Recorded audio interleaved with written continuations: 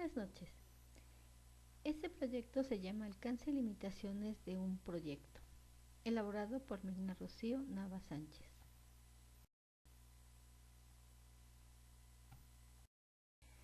Introducción. La siguiente presentación y video explica la correcta definición del alcance y las limitaciones de un proyecto clave para su éxito, así como un ejemplo de una organización que haya fracasado debido a que no se definieron correctamente el alcance y las limitaciones. Estrategias para definir el alcance del proyecto: recopilación detallada de requisitos, establecer objetivos largos y medibles, priorizar funcionalidades, crear un cronograma realista, comunicación continua y documentación. Dentro de las limitaciones del proyecto están identificación temprana de restricciones, gestión de riesgos, presupuestos y recursos bien definidos, limitaciones tecnológicas, factores externos, control de cambios. El alcance del proyecto, en su primer punto, recopilación detallada de requisitos, significa involucrar a todas las partes interesadas desde el principio para entender sus expectativas y necesidades. Esto incluye usuarios finales, patrocinadores del proyecto, equipos técnicos y legales. Documentar los requisitos de manera clara y estructurada. Utilizar técnicas como entrevistas, encuestas y talleres colaborativos para asegurarse de que no se omite información importante. Establecer objetivos claros y medibles nos permite definir objetivos SMART, específicos, medibles, alcanzables, relevantes y con tiempo definido. Desglosar los objetivos en entregables concretos que se puedan medir y evaluar a lo largo del tiempo. Esto facilita el seguimiento y la evaluación del progreso de dicho proyecto. Profundizar funcionalidades. Establecer qué características o entregables son imprescindibles, cuáles son deseables y cuáles son simplemente opcionales. Una técnica útil es el producto mínimo variable para concentrarse en las funciones esenciales. Crear un plan de fase o versiones si el proyecto es grande, de manera que se puedan implementar mejoras posteriores tras la entrega inicial. Crear un cronograma realista. Usar técnicas como diagramas de Gantt o métodos ágiles para descomponer el trabajo en tareas y estimar tiempos. Incluir márgenes de error o contingencias en el cronograma para hacer frente a imprevistos. Comunicación continua y documentación. Esto significa implementar reuniones regulares con las partes interesadas para verificar que el alcance siga siendo relevante y factible a medida que el proyecto avanza. Mantener una matriz de responsabilidades como el modelo RACI para que todos los miembros del equipo entiendan claramente sus roles y responsabilidades en relación con el alcance. Dentro de las limitaciones del proyecto, la primera es identificación temprana de restricciones. Desde el principio es crucial identificar las restricciones más importantes como el presupuesto, tiempo, la disponibilidad de recursos y capacidades técnicas, así como realizar un análisis de viabilidad para determinar si los recursos disponibles son suficientes para cumplir con este alcance propuesto.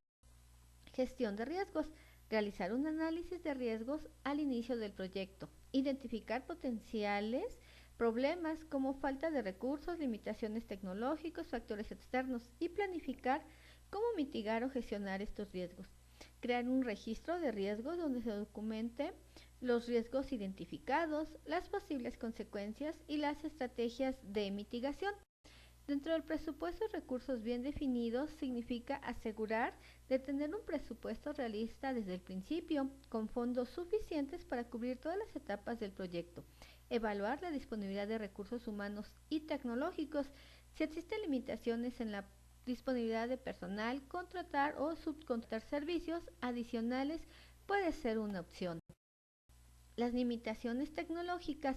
Realizar un análisis detallado de las capacidades tecnológicas disponibles y si son suficientes para cumplir con los requerimientos del proyecto. Si el proyecto depende de la herramienta o sistemas de terceros, evaluar su estabilidad y capacidades. Factores externos. Evaluar posibles factores regulatorios, legales o de mercado que puedan limitar el desarrollo del proyecto. Mantener una vigilancia constante sobre las condiciones externas que puedan afectar los plazos, costos y entregables.